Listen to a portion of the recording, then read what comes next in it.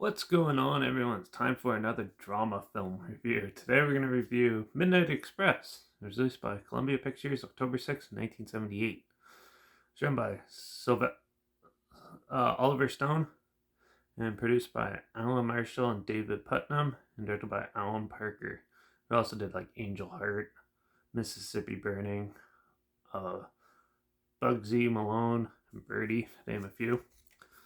Midnight Express is a biopic of a young guy who tried to smuggle hash over the Turkish border and got caught. He's an American, and he basically tested the abilities of the U.S. government and what they can do to help get him out. But yeah, it was an interesting film. It's very slow, but the first half is pretty brutal and intense scenes. And right when he first gets caught and then gets the first taste of Turkish jail, um, it definitely gets pretty aggressive and violent. And it's a good depiction of how prison life is being a foreigner in a different land. And yeah, it's definitely interesting. I'm not sure how much of it is actually true though, but I know it's based off a book that was a guy recounting his times in the Turkish prison and stuff. And yeah, apparently it was pretty brutal. They always like assaulted them and tortured them and stuff. And you see that in the film.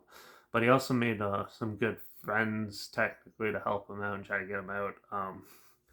In the prison as well. And yeah, the acting in this film is really well done.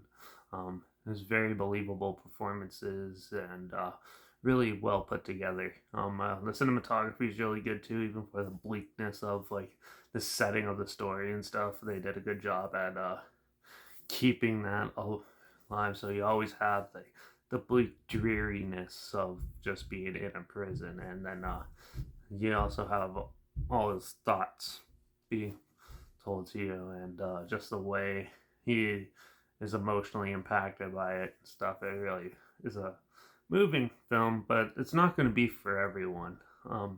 It's definitely more of you have to be like in the right mood to watch it, and it was definitely an interesting um, experience. Especially when his family comes and visit him, tell him we gotta get you home, blah blah blah. But then they know he can't leave yet, and then eventually he finds a way out, and yeah, it goes on. But yeah, it's an interesting film. It's sort of in the same vein as like the Shawshank Redemption and stuff, just a little more darker in tone. Don't expect like a whole lot of like brutal action scenes or anything. It's not like that. It's more focusing on like his mental stability and stuff. And it was an interesting watch. It's definitely not going to be for everyone though. So, but I enjoyed it. I thought it was a good, well put together film. Um, I just wish there was a little more. It wasn't as dull through half of it. It was a lot of sitting around and listening to them talk to each other and stuff. But I kind of wish there was like a little more excitement injected into it. But for the most part, I get as far as I can tell, it looks like it's probably like the most realistic accountability they could do. So overall, it was a decent film.